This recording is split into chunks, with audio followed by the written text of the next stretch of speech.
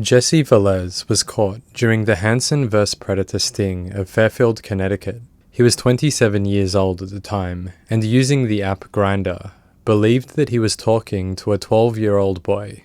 Over the course of this video, I'll be going over the chat log and the Hansen interview associated with Jesse's appearance. Keep in mind that this is only a small window into Jesse's life, one that I'll be using to provide my commentary on. This video is for entertainment purposes, but be warned, the content is verbally graphic, and viewer discretion is highly advised. Due to community guideline violations, I will no longer be able to present the chat log portion of these videos on YouTube. This is something that I find to be completely understandable. The content within those pages is absolutely abhorrent, and I didn't really shy away from shining a spotlight on some of those many nasty words. If that section of video is something that interests you, you can find the chat log sections over on my Patreon. I greatly appreciate the support if you do decide to jump over.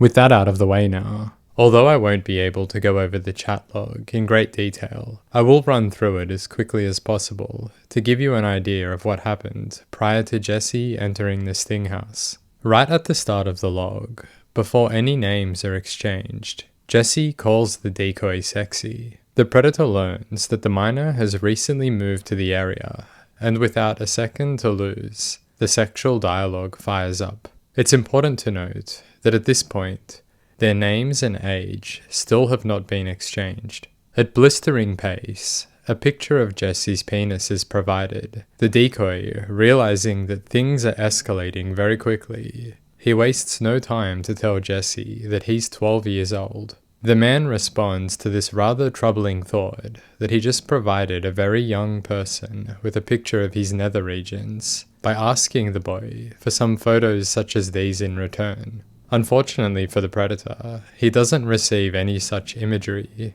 but he does get a photo of what the decoy looks like. This prompts the man to immediately start the process of trying to organize an in-person hangout, which is scheduled for a few days coming up on the weekend. The chat progresses on, and it gets pretty graphic pretty quickly, as Jesse starts to ask all sorts of questions about ungodly matters. He also gets a little demanding, and tries his best to organize a sexual hangout with the decoy sometime before the weekend is upon them. In between all of this nonsense, Jesse has the perfect plan for how they can conduct some sexual hangouts without anyone finding out. Come live with me. Laugh out loud. Laugh out loud, yeah, right. Yes. You're kidding, right? No. Laugh out loud. You live alone? Yes. How you gonna explain a 12-year-old kid living with you? I won't. No one find out. I'll say I'm taking care of you. Nothing sexual, laugh out loud. Well, if things get bad, it's good to know I got a place to go. Yes, you do. Yeah, right. Nothing sexual, laugh out loud.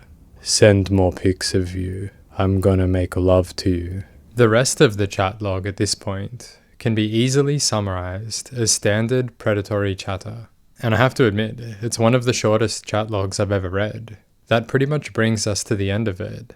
I'll leave you with Dave from the past, who'll go over the interview sections of Jesse's appearance with Chris Hansen. I also must apologize in advance. It sounded as though I may have had a cold back then when I was recording the audio for this one. Where I'll drop you in, I'll be summarizing what the plan's going to be when the predator arrives at the sting house. One small note before we get into it. There's quite a lot of stops coming up where I'll pause for commentary. If you'd like to get an idea of the unbroken flow of this interaction, I'll leave a link in the description of this video to a spot where you can watch the uncut footage. Jesse's going to go to the house, come inside to meet the boy, and then they'll head out somewhere where he can buy his young date some food. He lets the decoy know that he's on his way, and then that's it for the log. Our predator heads to the sting house. Unfortunately for Jesse though, as he stated, he does like to be top. Very soon he'll be squirming in discomfort as he finds himself as Hansen's bottom. Let's head on over and check out what happens. Come in for a sec. It's a little cold out.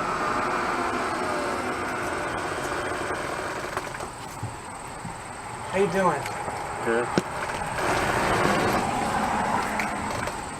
Oh, chilly out. Exceptional choice of shirt, might I say. Jurassic Park, one of my favourite movies. Good to see Mr. Velez wearing his finest whilst in the commission of a crime. Being serious now, when I hit unpause, Jesse's first words to the decoy will be, "You look different." Whether he's aware or not, at the very least, his subconscious does suspect that there is something fishy going on here, and this will set the tone for their interaction to come. Not only will this meeting with the decoy be one of the more awkward predator moments ever to have existed, but it also heralds in what is going to be, a majority opinion online, one of the worst decoy performances in To Catch a Predator history. Oh, chilly out. Look different. I know. Huh? A bit of looking around online has revealed that this decoy is in fact not an actor at all, but an intern working at the police department. This could explain how uncomfortable he comes across. If we look at the body language of these two people, they're quite closed off with one another. I imagine at this point, the decoy is wondering, what have I gotten myself into? Whilst Jesse could possibly be thinking, what am I walking into? There could be a range of reasons for why Jesse is so clammy right now. The suspicions that this person isn't who they say to be, potential self-consciousness, maybe even second thoughts regarding the entire meetup. What is for certain is that these two individuals are not comfortable with what is going on here at all. How you doing today? My house is your house. Wanna come in? Come in. A rather odd thing for the decoy to say, seeing as the man is already in the house. Thanks, Alice. So where'd you wanna go? Want a water or something? No, this is the first time I met somebody. Yeah? The first time he's ever met somebody. We know this to be a lie, as later on Jesse will state that he has met many others before. This could be a nervous misstatement of fact, or he could be trying to lull the minor into the sense of comfort that they're both in this together. Based on how uncomfortable Jesse looks and speaks right now, I would say it's probably the first option. Yeah. It's kind of nervous. Nervous? I know, I am too. You want a water? Anything? Yeah, please. Where are your parents at? They went away. What is it? Sorry? They did. Yeah. Here you go. So how old are you? 13. Once again, the predator's uncertainty of who this decoy is comes to the surface. I can't blame Jesse for his suspicions either. Generally, I'd file this under the category of predatory paranoia. But with this decoy here, I mean, all the guy is missing is some 5 o'clock shadow, and he's a fully fledged man. There's many a funny comment describing how this decoy looks online, and my personal favourites are, this Iraq War veteran with 3 tours under his belt wasn't the little boy Jesse was expecting. The youngish decoy they hired bailed at the last minute, so they picked a Desert Storm vet instead. Jesse Velez thought that the decoy's dad answered the door. Jesse was surprised when a senior citizen opened the door. And my personal favourite, the crane operator from a nearby construction site was walking by the Sting house on his break when they asked him to be a decoy. The Catch a Predator community, hey, their creativity always tickles me. The only reason I can think of why Jesse has proceeded to stay put here, despite the decoy clearly not looking anything like the picture provided. On screen right now is a photo that was used for the decoy. I believe he stayed, largely due to his horny nature. Looking at his chat, he was focused on sex being the main goal, so even if the boy isn't who he says he is, likely in Jesse's mind, a sting operation is the last thing he's suspecting. Although the boy has more than likely lied about his identity, the potential that things could turn sexual is too enticing for our predator to turn down. Risk versus reward. And Jesse has chosen big risk. You're 113. That's what they all say, you know? I wonder who these people are that all say that. I interpret this as a poorly worded attempt to act nonchalant and to sell the idea that many people in his life notice that he looks older. But in the context of this situation, it sounds to me that he's claiming that he meets up with a lot of men online and they all tell him he looks older than 13. Look, I'll try not to pick on the decoy too much, He was called in last minute because the actual actor bailed, and he's doing a damn better job than I probably would have had I been placed, at the age of 19, into this very weird scenario. That's what they all say. So, where are we going? I don't know, wherever you want to go to eat. It's up to you. You hungry? Yeah.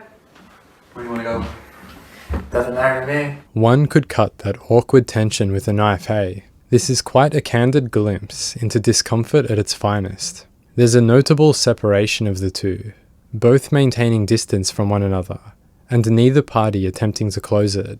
There's forced smiles, short back and forth, meaningless dialogue, and extended moments of silence as they converse. I'm not really hungry, I just ate. No? No. So you want to stay here? No, not really. Whatever Jesse is going through right now, it does seem difficult. When they spoke via text, the whole plan was for them to go out and eat. But all of a sudden, Jesse isn't hungry. Has he lost his appetite due to nerves and discomfort? Or was the plan to get food a simple cover-up? A reason to come over, where the main course that he was interested in was not food at all. You don't want to stay here? What do you want to do after? Want to hang out? You know. Netflix? Chill? One thing is for certain, this decoy has zero chill. Netflix Yeah, and chill? I was watching Netflix when I was texting you. Yeah, what show?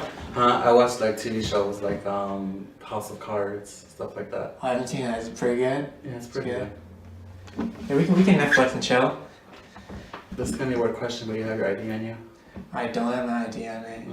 One can't fault the man for asking for it. In the actual segment aired on Hanson's YouTube channel, Chris would say during narration, "Why would anyone request to see ID if their intentions were not to have sex?" I argue a counterpoint. Look at this decoy. If anyone looking like this, in any scenario, told me that they were 12 or 13, I'd be pretty interested in seeing ID as well. Sorry, I'm only 13. My mom keeps that in her purse. Who lives here? Who lives here? Well, I live here. Me, my mommy, and my daddy. Iconic. So very iconic.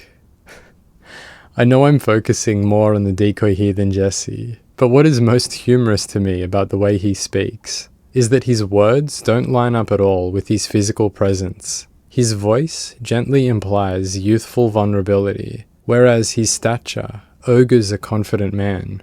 I do wonder if the thought has crossed Jesse's mind that this is a setup, and this supposed young teen, along with his buddies, at any moment are going to rush out and beat Jesse up. I guess, in a sense, metaphorically, that is what is about to happen. It's a nice house. Yeah, they work hard. It looks like it. Yeah. This, you want to come look at this? This right here. This is my dad made this. Oh, he did? Yeah. And once again, yet another iconic moment. The old, "Come look at my dad's table." I think the decoy can sense what a terrible job he's doing, and knows he's losing the predator. As a last-ditch effort to keep the man engaged and moving toward the hot seat, the decoy improvises, and thus, the dad's table moment is birthed. Let's take it seriously for a bit. It's actually not a bad thing for the decoy to say. It shows that he might be proud of what his father can do, and has spent countless hours standing around it, impressed by the craftsmanship of his father. This is a moment which could have seen the predator feign interest over the child's excitement, and it would allow them to bond over something that isn't sexual. I think, should have the decoy been more convincing than he is, the "come check out my dad's table" would have gone down pretty well. It's also a bit of a giggle, because it seems like Jesse wants nothing to do with this boy's father's handiwork. Might I say, he's likely interested in wood of another kind. Pretty cool. Want to come look at it? I'll take a tour. That's nice in there. The request to check out the table is too much for our friend Jesse, and he stands up, saying something in the process. I'll take a tour. That's nice in there. I've listened to this countless times, and have landed on two possible lines of dialogue. Either A, he says, "I'll take a tour. It's nice being here." I'll take a tour. That's nice in there. This would mean that he stood up to alleviate the anxiety of this awkward interaction. Moving around the house might allow him to relax a little. It gives him the opportunity to check things out as well, to further settle into what's going on. Or, he says, something inaudible in the first half, but the second half could be, "It was nice meeting you." I'll take a torch. That's nice in there. This does line up with him grabbing his belongings and moving away from the seat, as though he's preparing to leave. Whatever he's doing right now, it sure gets Hansen moving, like water particles heating up in a kettle. He doesn't wait for an opportune moment to surprise Jesse. He doesn't even wait for conversation to end. He just rushes out that kitchen door before this fish potentially gets away. Hey Jose, how are you? Oh, take a seat right over there, please. Yeah. And so departs our beloved decoy. I said it before, but I'll say it again. I know this guy gets quite a lot of attention online for his poor acting and older looks. But I think he did a damn fine job. He's not an actor and wasn't prepared for this, and the situation he's in would be highly uncomfortable. I gotta hand it to him. Furthermore, I think the reason that Hansen left him out there on his own for so long was because I learned through research that Chris is not actually prepared for this interaction. He was working with a new online watchdog group called Tetrad Core, and on his podcast he states that this particular scenario, he was unable to get the chat log, so he went in cold, armed with nothing more than a penis photo that Jesse had sent. Chances are, he left the decoy behind enemy lines for so long because he was fumbling his way around, trying to learn as much info about Jesse as he could. It's interesting to see how this lack of info affects the way he questions the predator as well. As you'll soon see, he allows Jesse to go off on quite long tangents, where the predator talks a fair bit about reasons of his innocence. When I first watched this, I thought Hansen gave him the space to talk so freely, for reasons that it might make for good viewing. But now that I watch it again with that extra bit of knowledge, I think frankly he's a little uncertain what to say. What's happening? Nothing. Yeah. What was your plan today? Nothing actually. Just to hang out. Just to hang out Yeah. with a 13-year-old boy who you sent a picture of your private parts. No, I did it. I did. Yes. Ugh.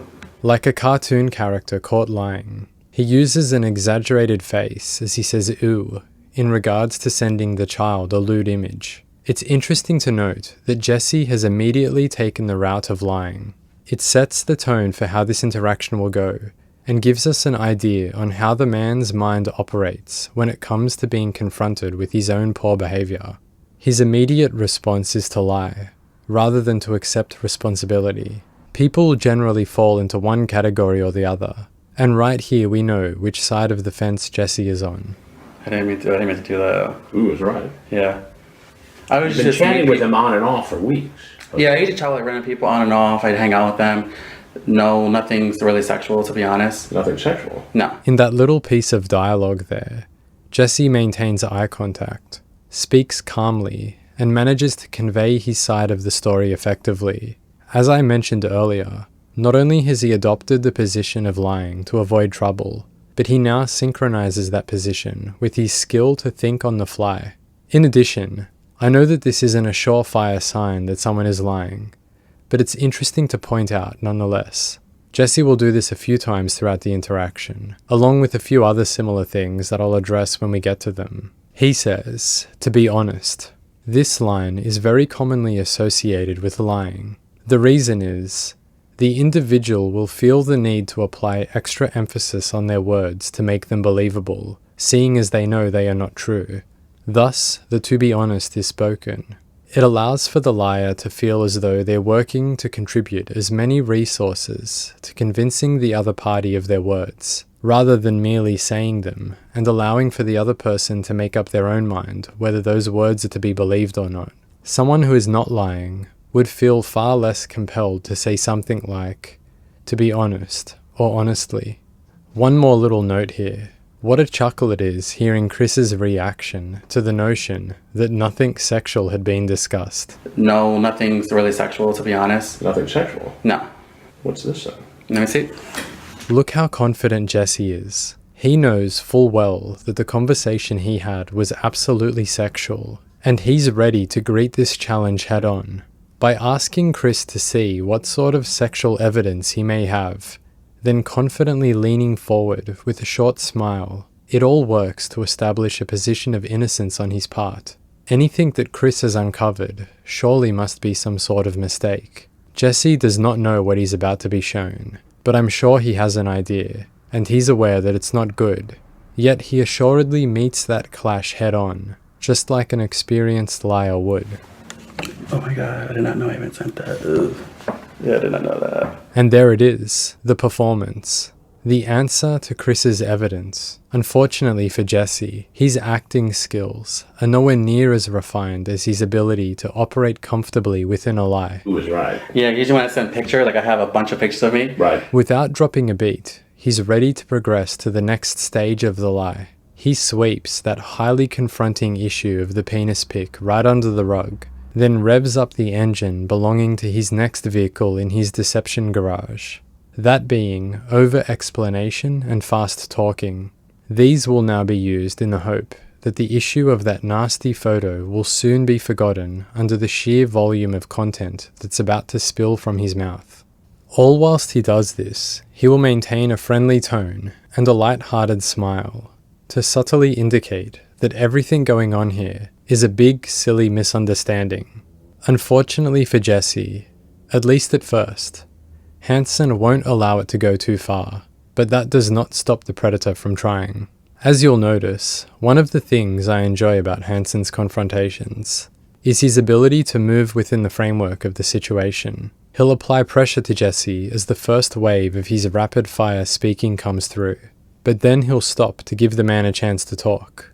This works to both show the predator that his words aren't being believed, but also encourages the man to continue speaking to see what sort of hole he might dig himself into. So I must have hit that, but I didn't really know why. So this was just one big mistake. Yeah, I pretty much, yeah. So you had a picture of yourself out and about town, Because usually I driving a car. Yeah, like usually and I then the meet. penis pic. Oh, by mistake, I hit the penis pic. Yeah, because I didn't even know because I would even say like something afterwards, but I didn't even know I really sent that, to be honest. Usually I meet people, I hang out with them, nothing really sexual. As he provides explanation as to how the penis picture was a mistake, he shifts his eyes back and forth from the phone that Chris holds to Chris himself. As he does this, the look on his face depicts slight shock and embarrassment.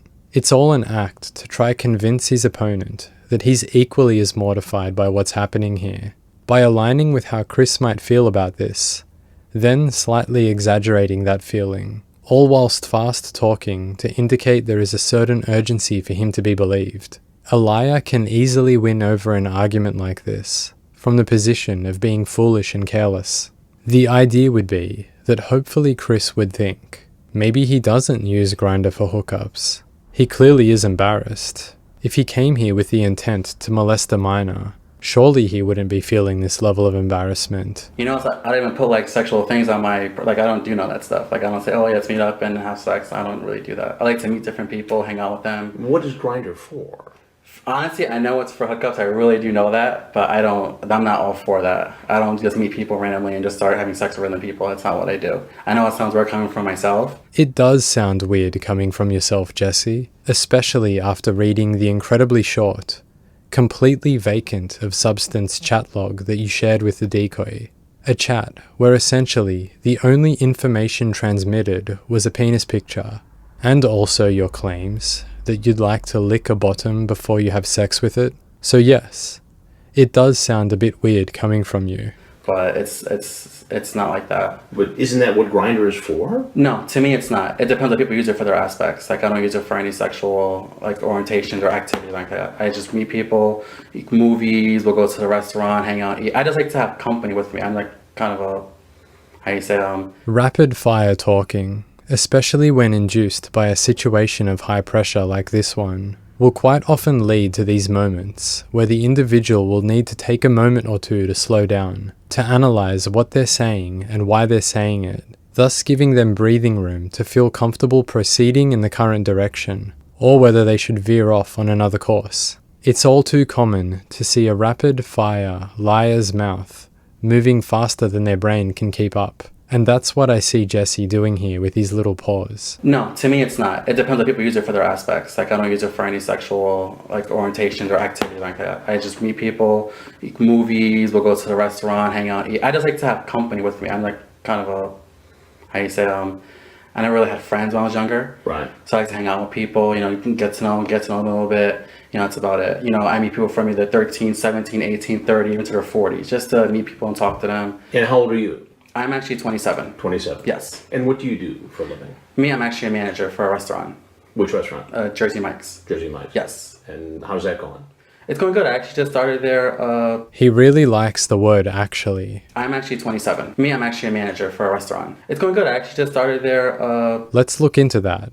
He said he's actually 27. He's actually a manager. And he's actually just had the job for a short amount of time. The word actually can be classed as a discourse marker, a word which exists in the English language that inhabits spontaneous speech alongside the likes of like, I mean, you know, and so. In this instance, it's being used to indicate that what he is saying may come as a surprise to Hansen, and it reinforces the certainty of Jesse's statements. Its use as a filler with purpose here, I believe, indicate that he could be feeling insecurity due to the pressure of the situation, and because he's being asked questions now which he can indeed answer truthfully, his mind is bolstering his sentences with this discourse marker to push the truth of them. This, I imagine, is being done subconsciously, but with the purpose that if he can convey truth here, hopefully his lies would be more easily accepted as truths as well. About a couple weeks ago? Right. Yes. But you see how this looks for you to come over and visit I know, that 13-year-old boy after you sent him a picture of your I know, like... Notice how Jesse tried numerous times there to cut Chris off as he spoke. He has analysed very quickly what Chris is getting at, and tries to stop that thought in its tracks by agreeing with the notion, and then attempting to overpower the moment with his own narrative. For one to cut another individual off by agreeing with them, it indicates that they're both on the same page. Therefore, the other party doesn't need to finish their sentence or thought process, because what they're saying has already been understood, but ultimately is incorrect. Coming up, we'll hear the word even quite a lot. It's going to be used in the same way as actually had been before. I didn't realize I sent that, and even when I came here... How did you not realize it? No, I understand where you're coming from, but even when I came here, even when I parked there, I was just like, oh, this is... Even when I sat there, I was like, yeah, this is the first time I did, like, met someone at someone's house. I felt kind of... It would appear that Jesse's communication style, at least under pressure like this, is a hodgepodge of rapid-fire speaking, mixed with filler discourse markers to ensure his point is established and listened to. Saying even back-to-back like that, whilst recounting key moments leading up to him entering the house, works to link the idea that he was second-guessing his decisions constantly throughout the process. It wasn't a fleeting feeling that came and went. It was something that he consistently felt throughout this endeavour. Therefore, although he is here right now, and he knows it looks bad, if one follows his narrative, his responsibility is diminished due to not being someone that came barging in with complete ill intent. Nervous when coming to a house, could you just say what's me at a public place so it's more safer for me? That way, just in case I don't know the other person. But that's why even when I came, I actually turned and parked at that park for a while. I was just saying, I was like, I should not be going to this person's house. But I never you did it. Yeah, I did. Why did you do it then? Hansen's pretty good at following that fast-paced stream of talk, eh? First time for me. I never went to someone's house before. You know, I hear that all the time. Yeah. It's my first time. I'm sure. I doubt that all the people who tell me it's their first time are telling the truth. This is honest to death. So you're the first honest guy I've ever found. This is the first coming time. to visit a 13-year-old boy. This is the first time I met a young person that age. It's the first time ever in history. But what ever. could you possibly have in common at 27 with a 13-year-old stranger? That's something I'll find out when we sit down and chat, to be honest. I mean... The face of a comfortable liar. There's nothing sexual was going to happen anyway from the get-go. After you sent him a penis picture. And I didn't realize I sent that. You can look at all my conversations. I did not realize I sent that kind of picture. I did not realize So today that. you just... So one big misunderstanding. For example, I was gonna watch a movie with just like ordinary conversation, like homo, like friendly type thing. It wasn't gonna be anything sexual. Even when we were chatting, I never said, "Oh, hey, do you want to have sex?" Because that's not the kind of person I am. I don't want to throw myself out there like that. That's not what I am. Had Hansen been prepared for this interview? I believe he would have completely destroyed Jesse's argument right here using the chat log. Jesse is claiming that nothing sexual was discussed at all. Yet right here, page 10, after mentioning that he wants to lick the boy's bottom before fucking it, he continues to say he's going to fuck him hard and deep. It does interest me to think that maybe even Jesse himself forgets saying these things to the decoy. He's clearly aware that Chris has a photo that he sent, so then why would he not have this dialogue as well? But if you're his parents, are you going to be comfortable? I have a 16-year-old friend. I do. Yes, I do. That doesn't answer the question at all. But right on Jesse for having a 16-year-old friend. I sure hope that kid saw this and thought twice about the next scheduled hangout he had with his older buddy, hey. That's a pretty big age gap. It is, but at this stage. But you know what? But there's nothing wrong with that because, to be honest, I have friends that are 16 to 30. We all hang out. You know, there's no drugs involved. Obviously, I don't do any drugs. No drugs? Let the man walk free right this instant. Not guilty. But we all just conversate. I mean, there's so many similarities from all different people. It doesn't matter what age, to me. You know, some people look at it as more like a pedophile thing or something like that, but that's not what I am. You know, I don't go around looking for, 10-year-olds, 13-year-olds. No, that's not who I am. That's not exactly But you see how this looks. Yeah, I definitely understand that. That's why I didn't walk through that door. A 27-year-old sends a penis picture to a 13-year-old. Yeah. And then comes over to just hang out. Yeah. I know how it looks. And I wasn't even gonna walk. Something told me don't walk through that door. I swear something told me do not. Well, why'd you do it then? I don't know. I wasn't gonna walk through that door. I really wasn't. But I don't know. Even when I saw him, I looked at him. I was like, this doesn't fit. I mean, I hang out with people outside of their home because I wouldn't want myself to be in someone's home that I really don't know. I never meet someone at their home. That's why I felt weird. So this is just one big misunderstanding. This is the biggest. The first time you've ever had such I ever a walked in someone's misunderstanding. house, to be honest. Because at my house, I don't like people come to my house. Well, I can because I have a big patio outside, and I have my neighbors that come outside with me, so I would feel safe because I'm not by myself with that person. So these people see me with this person, but me coming here. Like, I parked at that park right there. Right. I sat there for like 5 minutes. A whole 5 minutes. Quite a long time to ponder whether he wants to profoundly affect the life of a young man, potentially changing the entire course of that person's very existence. Most people usually get through thinking about life-changing decisions in 20 to 30 seconds tops. 5 entire minutes is an eternity. As I said before regarding the no drugs, let the man off the hook. He's innocent. And I parked at the park because I was going to make a U-turn, just go, because I don't like coming to people's houses. Because there was one time where one of our friends was to his friend's house and, it didn't really go as they were going to say. When he walked in, there was actually an ambush. It was 2 older guys and a woman. They beat him up. Here we found ourselves at the next stage of this liar's journey. And with it comes the hill which Jesse will ultimately die on. He hasn't gotten anywhere using the current path of no sexual activity intended, so the next logical step is to construct a new path, and that road consists of him building the narrative that he's concerned about personal safety when meeting unknown people. Over the course of the next few minutes, we'll see him not only adopt the position of victim, but he will use that position to convince himself and try to convince others that this experience was a good thing which people can learn from. I mean, he's almost not wrong. It just doesn't play out in the way he's telling himself. I also don't think he's done this intentionally. I believe the man is improvising, throwing verbal diarrhea at the wall and hoping something will stick. With this round of nonsense that spewed from his mouth, he's recognized that he can use the topic of personal safety as a way to get out of this as unscathed as possible. Let's roll with it for a second, as though it's a legitimate thing to say in this situation. The fact that he's steering the conversation towards a story of hardship that people in his life have endured shows to me that he's attempting to redirect the heat from what he did. He's bringing attention to the awful people out there that trick others into visiting them, and then they harm those gullible individuals. If he would be successful in that redirect, it would serve to confuse the current narrative. Also, if Chris weren't an adept nonsense sorter, he might find himself following the new train of thought and going down a path discussing the dangers that Jesse has brought up. In the process of this, he might lose the emotion and drive that fueled his previous criticism of Jesse's behavior. Even though I'm following what he's saying, I'm highly confused. I really don't understand how this angle of personal safety has anything to do with his intent of meeting up with a minor for sex. Furthermore, by him bringing up personal safety, sure, that could be a relevant topic to discuss in a different setting, but right now, based on everything that has unfolded in the chat log, Jesse, you are the dangerous person. The boy you were going to meet was 12 years old. You are the malicious adult who should be feared. You know, it was like people that, I guess people that they're looking for. It was a setup.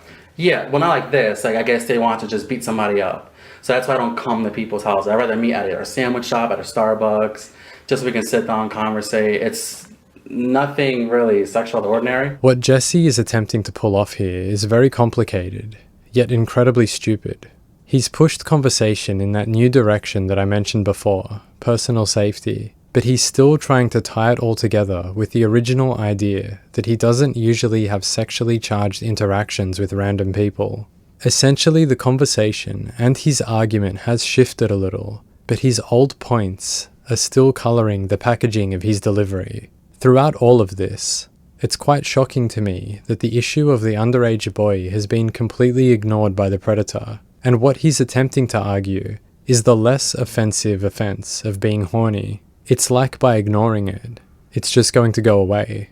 I feel like I'm watching a person trying to sell a boat that has holes in it, all the while fully aware that the ship is sinking. Each time his potential buyer asks about those holes, the salesman pays no mind to the question and goes back to talking about the beautiful finish on the wooden deck. Do you live by yourself? No, I live with my 3 dogs. Three dogs. Yeah, thanks, yeah. Yet another page from the Book of Lawn. Living alone with your canine companions. At this rate, anyone who lives alone with their dogs, drinks coffee, and has had sex in a vehicle, I'd keep a close eye on yourself, hey. You're getting dangerously close to being a predator. Here in Fairfield. Yeah, actually, right up the road by Taco Loco. By Taco. Yes. Okay. Well, we've been running an investigation Okay. called Hansen versus Predator. Okay. And I'm Chris Hansen. Okay. And you've walked into it. Okay. So if there's anything else you want people to know. I'll just see little kids. That's not who I am. That's not who I am. Honestly, that's not who I am. That's not me. Unfortunately, Jesse, that is who you are. Potentially not a preferential offender, but absolutely a situational one. One that didn't even show the slightest hint of hesitation when learning the child's age. Can you take the cameras off me, please? I can't at this point. No. Can I leave? You can leave right out there. Okay. This is very awkward and very embarrassing for me. I'll talk to you in private if you like. I can't turn the cameras on. Okay. I mean, I'll answer any questions for you, to be honest, because I'm not. Well, you have. This is not what it seems to be. This is not what it was going to be. So I want everyone to know that's actually seeing right now. It's not what it was. I'll have to hang out with somebody. Nothing sexual. Hansen's head nod there really tickles me. Oh yes, Mr. Predator. Do keep talking. I'll have to hang out with somebody. Nothing sexual to that nature. It may seem to other people it was, but to me it's not. Because if it was to that standard, I would have actually texted the guy, "Hey, let's meet and let's do this, let's do that." But it wasn't. I'm very, cordial with what I say. I'm very blunt. So nothing was sexual nothing sexual to that nature. I think Jesse really has forgotten about these messages. So you got a nice dick? You'll let me suck it and lick your ass before I fight. Very cordial indeed, Jesse. But to be honest, I can't learn my lesson right now. I'm not going to somebody's house. And what? I'm not walking to no one's house ever again. This is the first and last time we're doing that. Did he just say he'll never walk into anyone's house ever again? It's quite the lofty promise, hey? Life's going to be a bit tough if you put that sort of rule on yourself. What's the lesson here, Jose? The lesson here is don't walk into no one's house that you don't know who actually even lives there. That's to be honest. Great lesson learned, hey? Not don't solicit minors for sex. That lesson is for the real predators out there. His response about what lesson he's learned shows the man is selfish, immature, and self-absorbed. It's all about him and how this big mistake and his misfortune following is affecting him. Don't do the same thing to other people that you wouldn't want done to you. Do unto others as you would have them do unto you. Judging by the comments about licking anuses, it seems he's learned that lesson a long time ago. Look, I know it's a low blow, okay? I'm allowed a couple each video, aren't I? You know, would But you you want did someone? it, though. Yeah, because I walk to my house, but I never allow people to come to my house. That's the thing. I never allow, you know what, it's okay, because I'm not even ashamed to do this. The mental gymnastics this man is capable of is pretty astounding. In the span of a few short seconds, he went from, "Don't show my face and turn those cameras off," to, "I'm not ashamed to show my face, and I've got something to say." Here the final form of his defense comes to fruition, even if it's only for a brief moment. Likely not aware that the chat log would ever be made public, or for that matter, what the chat log even contains. In addition to not having any suspicions that he was filmed using hidden cameras, Jesse grasps the opportunity to put on a front of being unashamed of the scenario he's found himself in, and within that confidence, he can teach others how to be safe. Don't let people walk into your house. Why would you go to theirs? You know, because you don't know what to expect to that nature. That's why, you know, when I came here, I was bored today. I didn't know what to do, so I figured hang out with some people. How about watching football? I'm not a sports person, believe it or not. Don't like How sports. about watching Netflix? I was. It was just, today was just a day that just, you know what, let's just go hang out tonight real quick. Let's hang out, you know, nothing sexual though. I'm not looking for that. I'm not. But again, isn't that what Grindr was No. set up for? It depends what people utilize Grindr for. You know, some people use it for dating, for hang out, for chill. Other people use it for a sexual preference. You know, that's not what I'm looking for. Even on my profile, it just said, "Hey, let's chat." You know, I'm not looking for, you know, anything of that nature. You know, it just says, "Let's chat."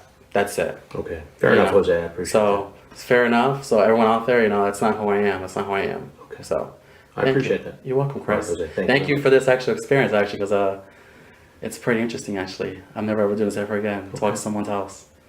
So I appreciate that. nothing bad out of this. Okay. I appreciate All it. right. Thank you very much, Jose. Thank you. I Thanks for your appreciate time. it. Thank you. And that's Jesse Velez, hey. Nothing bad out of this indeed.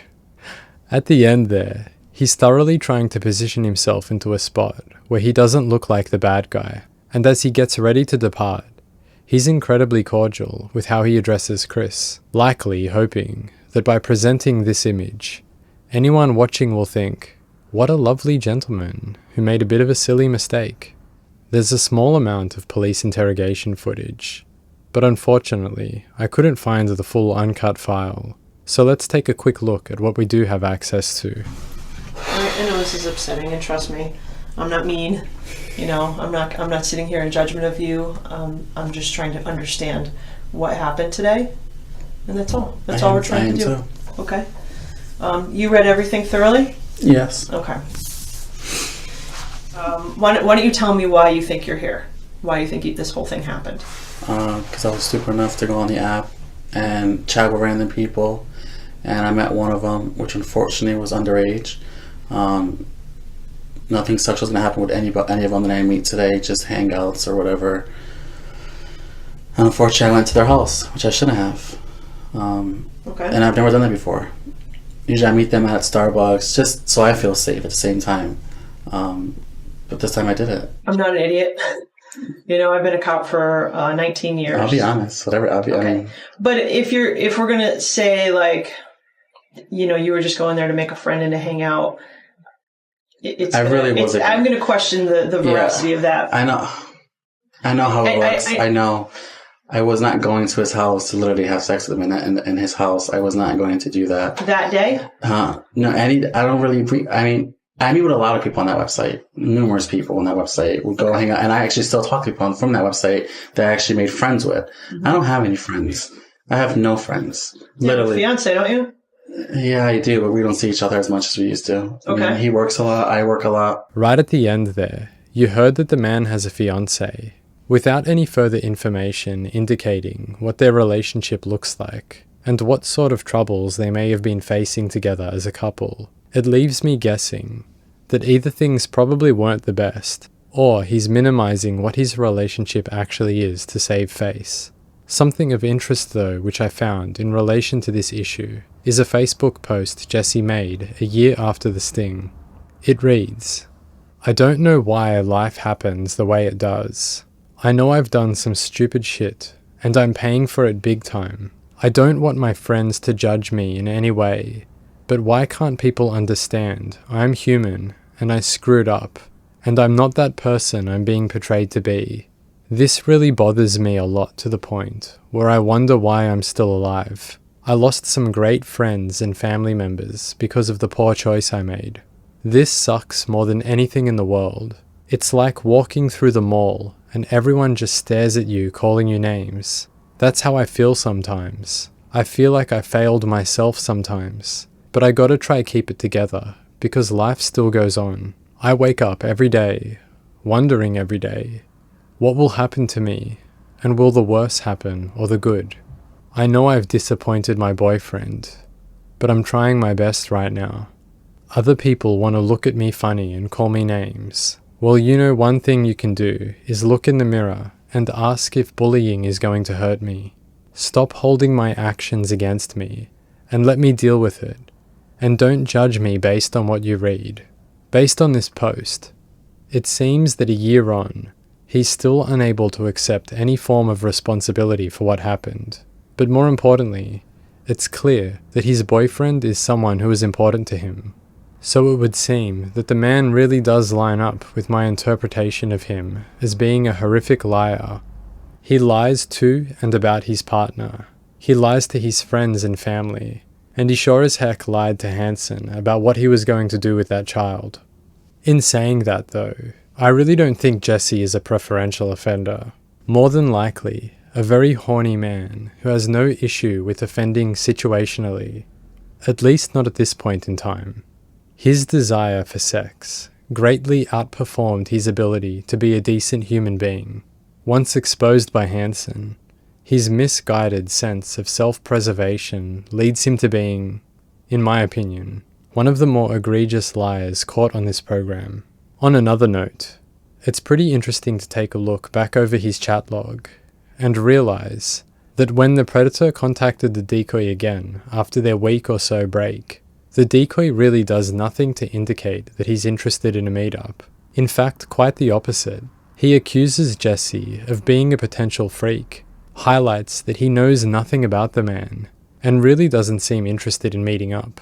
Where other decoys get heat for entrapment, that cannot be said for this situation. The man had his target and he wanted sex, with nothing to do with this kid beyond that.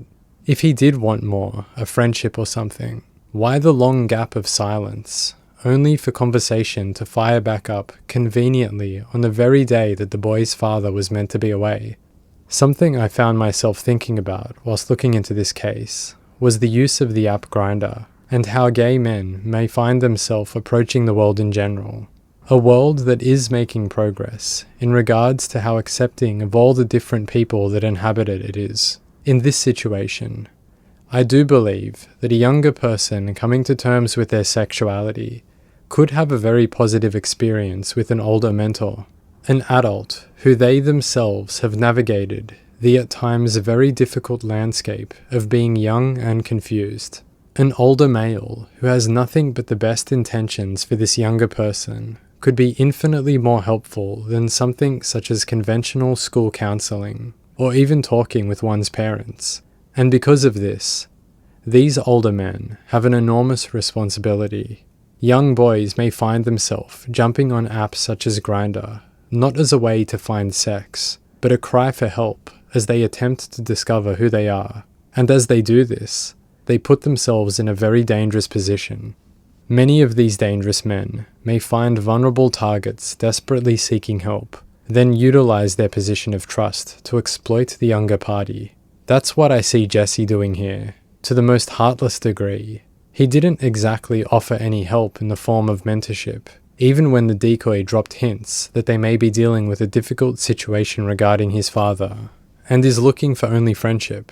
Jesse forfeited his responsibility as an adult who should be looking out for the youth of the world, in favor of satisfying his own dark needs. On a different topic now, I did wonder whether Jesse was aware of the extent of his lies, or did he convince himself pretty quickly of what he sold to Chris and the police? a way to ease pressure whilst under pressure. The mind of a manipulator is a fascinating thing. Whichever position they're handling the situation from, be they aware of the lie or believing their own tale, it's not healthy. If I'm to get abstract for a moment, it makes me view the individual as something not human, something that doesn't perceive reality in the same way others do. Maybe Jesse lies for a reason. Maybe his childhood was one that saw him need to lie as a defense mechanism to survive his parents. Maybe deep insecurity through school saw him lie to feel as though he could fit in and survive the hellscape that can be schoolyard politics.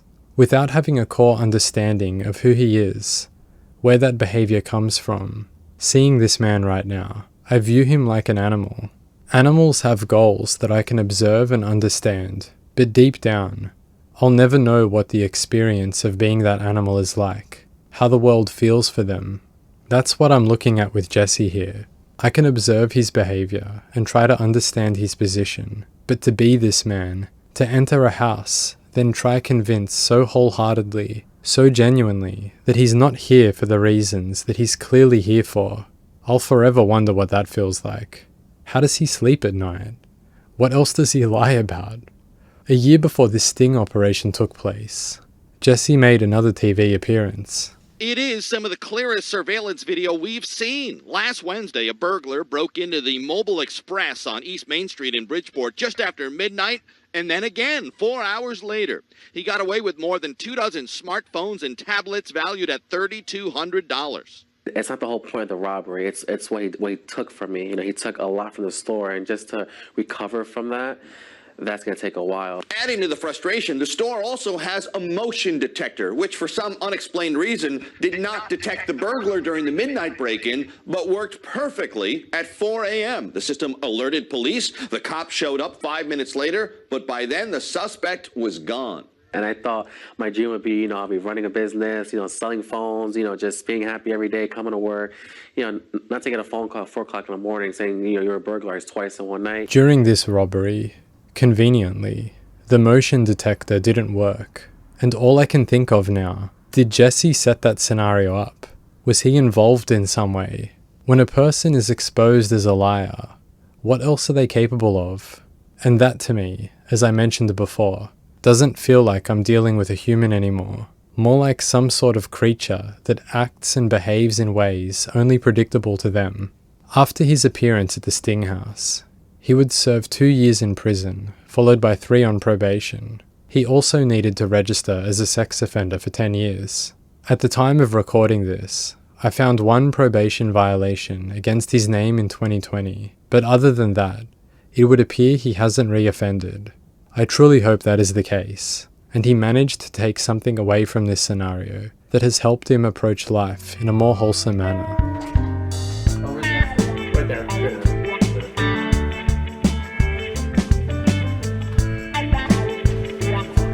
I'd like to point you in the direction of my Patreon. I have a bunch of unreleased Predator commentaries over there, and if you do choose to sign up, I really want to say thank you. The support is always appreciated, and it's pretty much what keeps me going creating videos these days. Furthermore, I do have a public Discord server, so if that's something you use and want to jump in, I'll have a link in the description of this video for it.